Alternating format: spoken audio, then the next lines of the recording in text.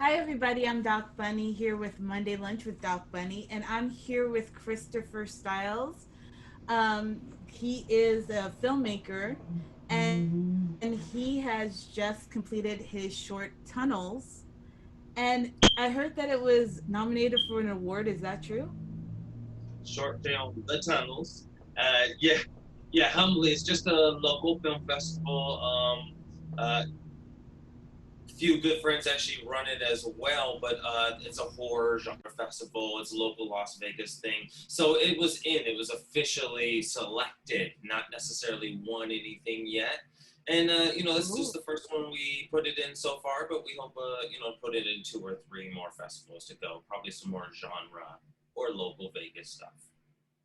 Oh, great. So why don't you tell us about Tunnels? I checked it out and it was really it had two or three different storylines going on there. So why don't you just kind of break it down and let the viewer know what to It's expect when they easily watch it? found. It's easily found. The tunnels with like Christopher Style seems to associate it and pull it up to the top. We put in 100 keywords, but that seems to be what pulls it up. Otherwise, you'll get tons of things like Japanese tunnels, secret tunnels under Boston. Ah. You'll get a ton of hits. But the tunnels, Christopher Styles, Styles, it seems to pop up. But so the tunnels is essentially a 4 minute short film, and it's genre like a noir mixed with thriller and suspense and a few elements of horror. So it's only about 4 or 5 minutes, and it's very much in the line of, instead of like found footage, it's a narrated over by our heroine, played by the delightful Rose Donahue. And otherwise, it's really just one story of her trying to fit together what happened to her friend after they went to hang out at a local East Side CD bar of Las Vegas. No, they just went out to hang out, young ladies, and her friend was asked out. And that was the last night she seen her friend. And, like her Instagram post is what she uses to follow along, like the last footsteps. But anyway, so we follow it deep into the under Las Vegas, and the rest you might have to go see. I don't know. We'll see how far you take the conversation. Well, how far it went. I'm like, wow. So I thought of it as a warning. Hey, just don't go into tunnels, even if somebody double dares you. So Dog dare you. yeah, no, you know what? I will. I'll take the dare. I will take the dare. Okay, we'll take you down there. So many people have hit us back. We're like, maybe we should start under tunnels of Vegas, charge them $20 a head and take you down there. But you could be the first person. How about that? um, I don't I'm know. just Your kidding. movie really I scared got me. too much to do, but that would be hilarious. No, but your movie really scared me. I'm scared straight. I really am scared straight. Good. It was So, funny to hear feedback. Everybody Chris, you said were thank one you. of the What's that? well, you were one of the first people to help me with content creation when I started to, check out my channels and what I should do for like content creation. And I was really at a loss, and you kind of helped me understand what it really meant for content creation. So can you tell the rest of us, I mean, what your take on content creation is? Well, first off, I'm just humbled to be a tool of the universe, and I think one of the things I aligned with yourself is with anybody, if they're hungry and they're truly desiring to put in the work, you'll see it, and that's who's worth sharing any information and time with. So, kudos to you because you're already up and running and doing your thing, your show, your podcast. So, first, I probably wouldn't have shared unless you truly were hungry and asked it. So, delight to be on here with you already. And then others, content creation is so versatile in today's world. We have so many demographics and a lot of misconceptions about who's being truly represented, right? Be it in Hollywood or in media today, or messages behind it. So for me, content creation has always been make something I want to see, not just you learn to make things very universal. And this last short film was that. I think we touch on any possible mythology that could be in existence in the tunnels under Vegas. We hit them all. I think everything like vampires or something. We didn't go there, You but did.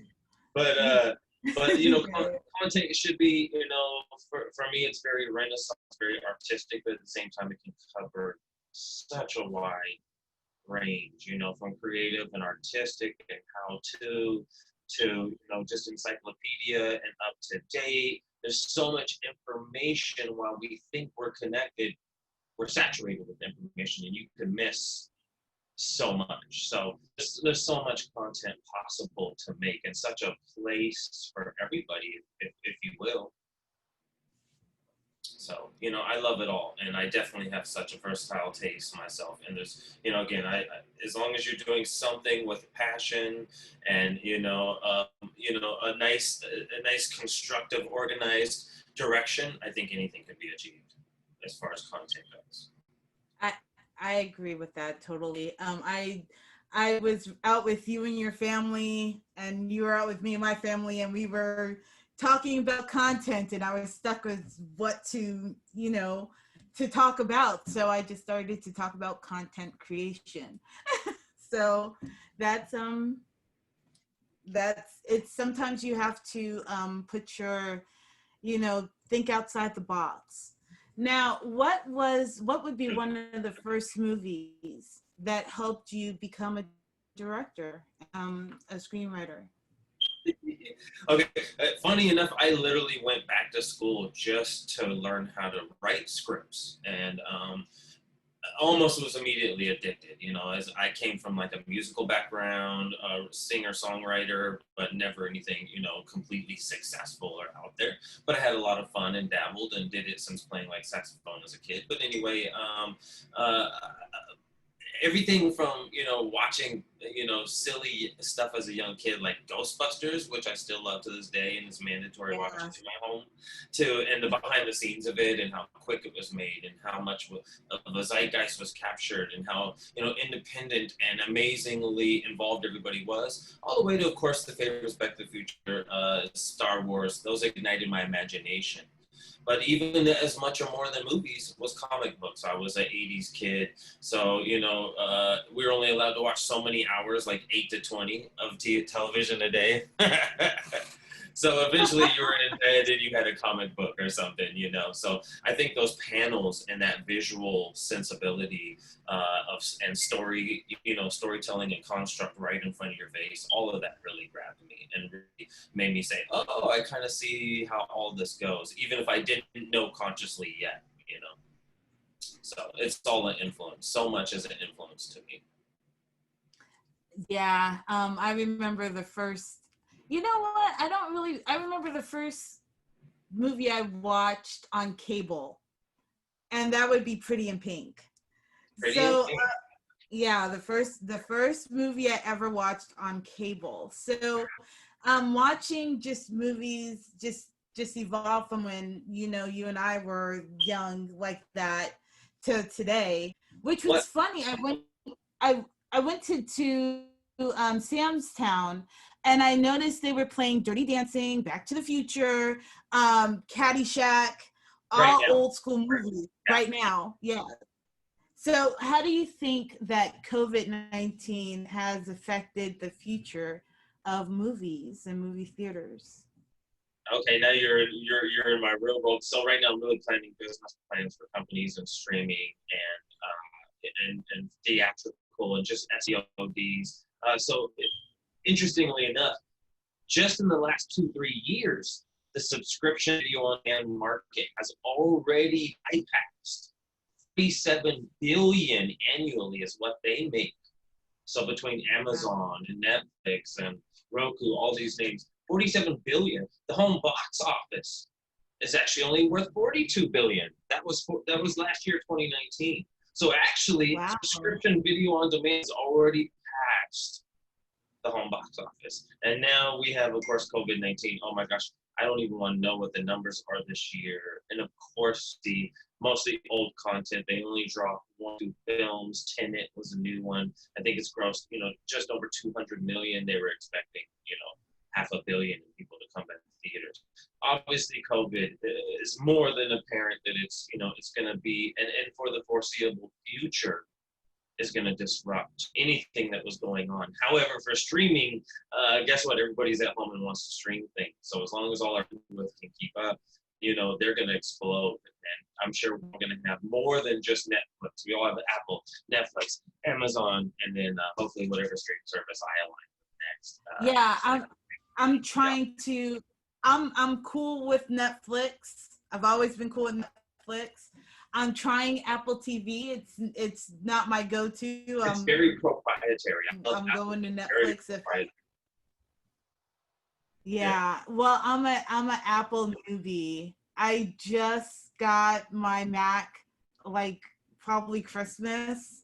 I got my iPhone, my first one, probably just like after my birthday. So I'm an Apple noob. I'm learning.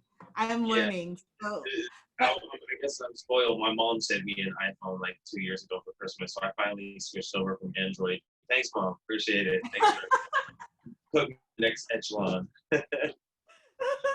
But no, it is still interesting. What are we going to see next with COVID? I know definitely for myself. I know so many people out there struggling right now. Obviously, we're all waiting on employment, but I don't have any work, and for the foreseeable future, I do pick up a little fun music video for cheap and fun, almost shits and giggles, just to keep practicing, and to support friends and family who are in the business or trying to keep things, moving forward. At least while there's not steady work, we're all kind of, how do I keep things, moving forward and prosperous, or at least my name and voice out. So very little work, if any. I do see the formulaic television shows they can shoot, a whole show or movie for like 250,000 in a few weeks. They're back shooting, but it's very small circles and groups. And feature films, I think everybody that has theatrical release, you're not going to see. Wow, who knows what the investment is going to be like? Starting features and release of them, they're going to hold off at least until the end, the last 2 quarters of 2021 now. Wow. And then, seeing new content, we're going to see so little from the next 2 years. That's sad. Okay, so professionally, we might not see new content, but what about for your independent content? Yeah. Speaking of which, so I jumped on that. Like, our crew was working on, okay, let's make stuff for Instagram. Let's make 1 minute little things, and people will see it pop up if it gets enough likes. So we're on to our next project, and we all wear masks, and we all now we're in almost twice the gorilla and gun kind of situation. Our shoots are like 2 to 6 hours now, but they're very focused and efficient and honed in. Very small, core, minimal crews. So I think you're definitely going to see the hungry filmmakers, the hungry actors are all out already. Just in the last 30 days, we're all running out, in good weather. Let's shoot, let's make stuff. So there's definitely a space for independent content. We'll see where that goes. That's going to be kind of exciting. I don't know. It's like sometimes you just pull out your camera and you think that it's not going to go anywhere, and then it goes somewhere. It's like, what happened? It's going somewhere. And things you don't like. The things that you love, everybody, it's like crickets. It's like, what's going on? So that's just filmmaking. Again, content too. It's hard, right? It's not always hit first time. It takes a while to develop a style, aesthetic, a voice, a direction. So I'm gonna ask you to I know it's been a few months, but you gave me some really good advice about content creation when I first started. Like when we met it wasn't Chuck E. Cheese, it was Peter Piper Pizza. We had lunch at Peter Piper Pizza with the kids. Huh? Where business moves are made. Bing! That's their new slogan. Yeah, and where Skee Ball lives. So Skee Ball lives at Peter Piper Pizza. But can you go back and kind of give everybody else the same advice you gave me? Just like a quick synopsis. That was secret. Keep it secret. Keep it safe. That was secret. No, narrow it down for me. What advice or what direction? So we were talking about like advertising your content. So like how to get involved with like your with people online, and then kind of advertising your content to let it know that it's out there. Such a hard thing, and especially organically, or as we say, we do it ourselves, or with a low budget. Obviously, even major media companies are scrambling, trying to figure out how best to market right now, and where their demographics are, where they're spending time and money. I saw an interesting demographic while doing my research this week. And it was like 37% let me think about it too quick before I run my mouth. But essentially, there's a huge buying power of the African American demographic. 91% of them still apparently catch regular somewhere between 2 to 6 hours a day regularly via television, not streamed, via television. I thought that was an interesting demographic because everybody I know, every ethnicity has again Netflix, and we spend it right. We spend as much time on that as we do anything, right? Even if it's just kind of in the background with The Office playing or something like that. Yeah. But so marketing is so crazy. You definitely, it's obviously it's not a word of mouth thing when we're talking about the internet or the average creative content or intellectual property for that matter. There is the potential, but it takes time to do what social media marketers do, which is, you get on fellow related YouTube channels and pages, and you kind of subscribe and you make friends and you join and hang out, you watch their channel. It obviously takes time, a serious investment in time. And then you ask them, hey, can I leave, my page? Or you've just been, a long subscriber for weeks or months, and you're like, hey, I'm just going to pop in some little notes at the bottom of their comments, whether it's bait click for your most recent podcast or channel, or whether it's just a true, honest, hey, here's related material. Hey, if you love that, check out this, that kind of thing. So by all means, that's some of the most simplest social media sharing possible. But it's a lot of work in and of itself. So, right now, obviously you can pay for Google ads, you can pay for YouTube ads. That's something, depending on the demographic, you really need to pay attention to where you stick that at. Again, similar material. Companies literally spend thousands, if not millions, trying to find how do I similarly, put my programming and advertise it in the same kind of content elsewhere. So, that's something, again, it takes time. There's teams of people. So when we think about it as independent entities, we have to really realize, okay, breathe, stay objective, take time, and obviously there's never shame in like subleasing work. Whether you go to Fiverr to get graphic work done, and you're still paying someone $15 to $150, some fairness, just not obviously $500 for graphic artwork, or whether you're going to a social media person to help you market.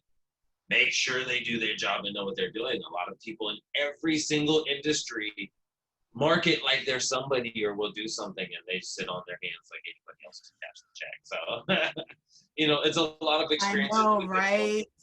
Yeah, it's a lot of experience as you go. There's no simple answers. You have to try yourself so hey, maybe this is too big for me. Now let me hire out. And of course, always, one thing we forget to do, don't be like a male lost on the road and we're afraid to ask directions. Ask people. Ask people you don't know. Get on LinkedIn. Ask people you do know. Ask people in similar industries, businesses. How do I market? Who do I hire to market? Who can I trust that I'm going to spend $500 or $250 a week to pay this entity, single person, or company to social media advertise for me? There's so many directions and avenues. So by all means, sometimes the most independent, you advertise yourself. You put a simple Google, a simple YouTube, a simple Facebook. Only do it for 2 weeks and watch those analytics, and go from there. And really, again, you have to do everything yourself and then step back and see, what do I hire out for? What can I not even approach myself as too big? And what can I do? That way, at least know more about it. Okay, that was a big mouthful. What do you get? Your turn. Well, I think that knowing yourself and your limitations are exceptionally important. You're not really going to get away from knowing what you can do. Sometimes you're good at social media, sometimes you're not. And by all means, Sometimes I suck at answering my emails and my telephone calls. I suck at those. So email. I want to, so yeah, you have to know what you can do, and what's, what you do need to hire out for. But there's something that you were talking about earlier, and it was research. And I'm big on research. And as a filmmaker for authenticity, I know that you are big on research. So Right. Yeah, especially. and with today's environment, such as I'm going to bring it up, Donald Trump's tax returns. I, as a business owner, I have to say, right there. yeah, as a business owner, I'm saying, hey, Right, this guy doesn't know how to run a business, let alone bail out businesses, let alone. Now I think everything he's doing there is for private interest. So yeah, by all means, right? We all learn as we go. We all learn, and it's like you have to do your research about what you're being shown, and that's with all areas. Yes, so, a lot of people are quick to use Wikipedia or the first thing that pops up on a Google search result, and that's really not it. Always verify, always dig, and try to find fun ways to make your research happen, right? Yeah, but just and making sure you have the story is half the battle. It's like when you gotta call back bad information, it kind of sucks. And it's embarrassing too when you find a piece of information. Joe Rogan did it last week, right? Billion dollar empire dude, runs a media mogul. He kind of really showed himself a little bit there, but same time, most importantly, he released a piece of information, manipulated information to the masses, and he had to go back and retract it. By all means, we can all find ourselves gullible to a piece of information, especially if it appeals to our emotions. Oh, it's trying to get you to react first and think last.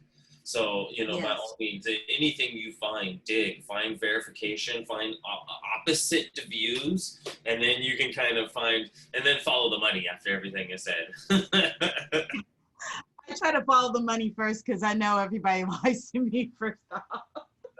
Well, you have to do your own research. There's no substitute for not doing due diligence, and that's like really number one. That's what it's called. That's what research is really called, your due diligence. And something that none of us are born with. We all have to develop it. Same thing from the voice of a show or a piece of content to anything and everything you learn. Like we said, you learn what you can hire out. You learn how much energy and focus you have to do certain tasks. By all means, anything can be developed, from a talent to your discipline to your passion. It can all be developed and honed, but the business of all of this, there's no getting around it. You have to do your due diligence, and you know what, again, it'll come with time, and sadly you're not ready until you do it. Yeah, when you have to do it when you get caught doing something you might not have wanted to do, so that's due diligence. Right. So, Chris, what's your next project? What are you doing next? So we're getting ready to work on something. I'm pretty excited. A friend of mine and an amazing graphic novelist and artist, Jason Crosby. He's local to the Las Vegas scene. He has a graphic novel named Null. Oh gosh, I would show it on my wall of like movie posters, but it's like way back here, way back there, covered by equipment. Sorry, Jason. Anyway. He's an amazing artist, and he came up with a story called The List. So it's like this absurd, surreal noir. I'm good at noir, so I love noir. So it's basically a noir where a guy gets a list pushed upon him, and he's kind of tripping because on his own list of people he has to off. Ooh, can I be in the movie? It's a short. It's kind of like it's the one I was speaking about. It's only going to be 1 minute long episodes, so 28 episodes. Ooh, can I? 1 minute a piece. You want us to off you? Can we choke you out in episode?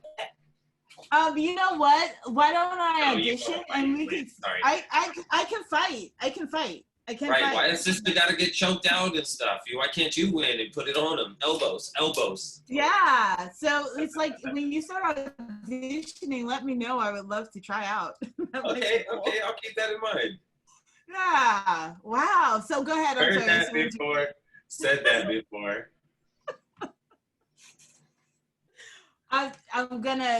It'll be cool. It'll be cool. Yeah, it would be fun. It would be fun. I'm sure you'd be determined and handle your business. I would be determined in handle my bit. I would act like I could. Right. As an That's half the battle. That is half the battle. I will act like I can. That's it. So, Chris, thank you so much for spending my Monday lunch, and we actually have to go to lunch one day. That's not Peter Piper. That's not Peter Piper? Oh, okay. Oh, so just so you know, when we first met, we had our kids, all of our kids were out on, they weren't on break, but it was like a half day system or whatever. And And still so on break or half day system or whatever. Oh yeah, dude. Oh my goodness. So what do you think about distance learning?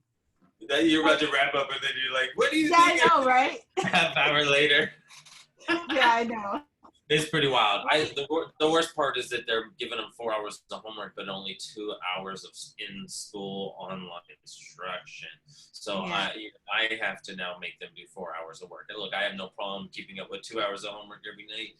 But for me to keep up after 4+ hours of homework a day that they should be in class with the teacher learning.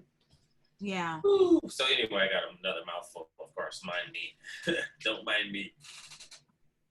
Well, I kind of have I have a homeschooler at home, and then I have a kid doing distance learning. So I have both going on at the same time, and I found that I've been doing more work. Yeah, yeah. Either of them are doing like a 6 hour day. Well, what I do with my daughter, she has to be on the computer like the whole first part of the morning.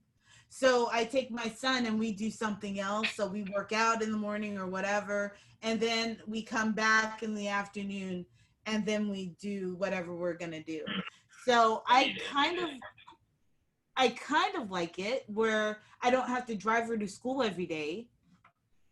That part is nice. My gas and my engine will last a year more. Yeah, and I get to, her time's really managed, but at the same time, she's missing a lot of the school activities and the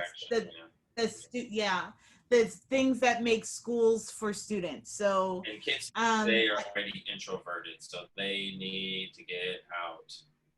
Get out and do something fun. It's been a constant balance to keep depression at bay, stay expressive, stay disciplined, Stay disciplined. I think it's really important right now that we just say, just take one thing at a time and just really concentrate on our basics, because it really is. You have to, because if you don't, then all of this can just take you down a road you don't want to go down. Yes. Like the tunnel. Like Nintendo all day. Like the tunnel. So everybody, thank you so much, Chris, for joining us. Everybody check out The Tunnels by Christopher Styles. Check that into paper. Thank y'all. And I am going to put that in the link below in the link description. And you guys, make sure that you have a good day and make life awesome. Be good. Be all you can be. Bye. Health and prosperity. Yay.